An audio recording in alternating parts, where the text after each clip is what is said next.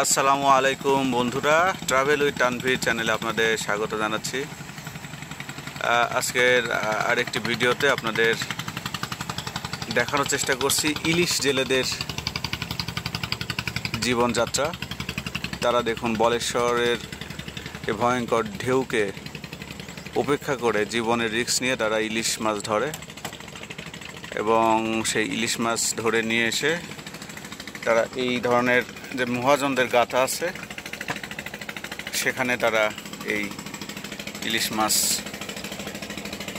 সংরক্ষণ করে বা বিক্রি করে। এখান থেকে দেশের বিভিন্ন জায়গায় ইলিশ মাছ চলে যায়, আমরা সেটা হাতে পাই।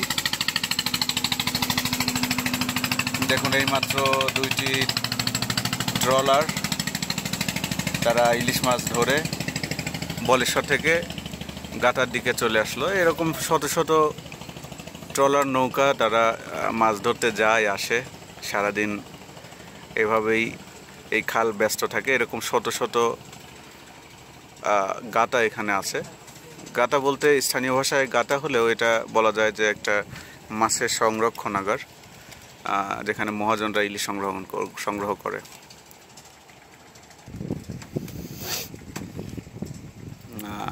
এখানে আপনারা দেখছেন এনারা মাছ ধরে নিয়ে আসার পরে জালগুলো আবার প্রসেস করছে যেন তারা আবারও খেয়া দিতে পারে।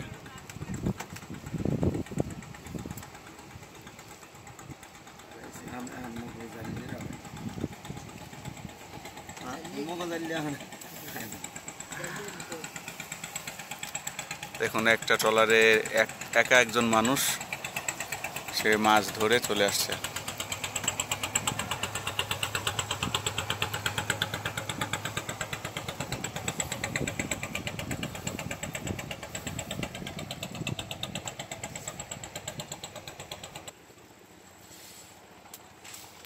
এখানকার জীবনযাত্রা হচ্ছে পানির উপরে, খাওয়া দাওয়া থাকা। দেখুন এখানে সব ধরনের ব্যবস্থা আছে। এই গাতার যে ট্রলার সেখানে এখানে রান্নাঘর, বাথরুম সব ধরনের ব্যবস্থা আছে। সোলার ফ্যান আছে, অনেক গাতায় আবার কারেন্টও আছে। মানে এগুলো যেহেতু স্থায়ী একটা গাতা, তাই এখানে কারেন্টের ব্যবস্থাও আছে।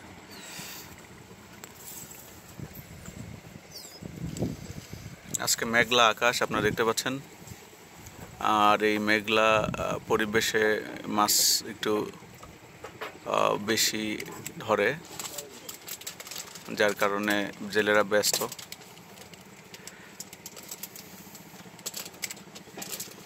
বন্ধুরা, এটা হচ্ছে আমাদের দেশেরই বরগুনা জেলার যে বলেশ্বর নদী, সেই বিখ্যাত বলেশ্বর নদী। আমার দেখা মতে সবচেয়ে ভয়ঙ্কর ঢেউয়ের একটা নদী এটা যখন উত্তাল থাকে তখন এই নদীতে জাল বাওয়া কিংবা টুরিস্টদের জন্য খুবই ভয়ঙ্কর একটা অবস্থা লাভ করে।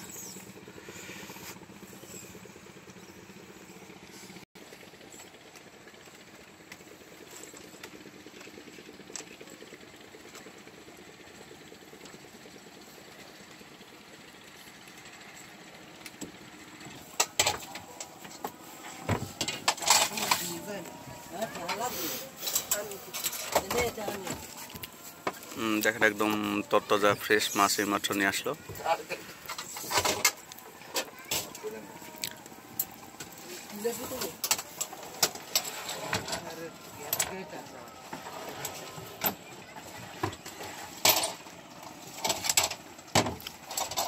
ওগুলো আলাদা না?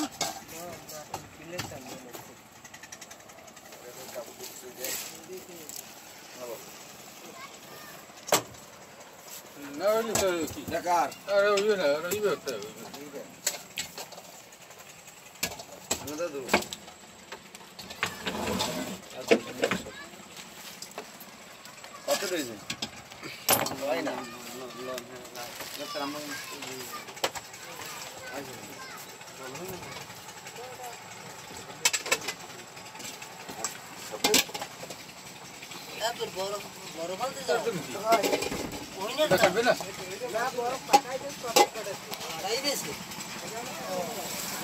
তরতাজা বলেশ্বর নদীর রূপালী ইলিশ মাপ হচ্ছে।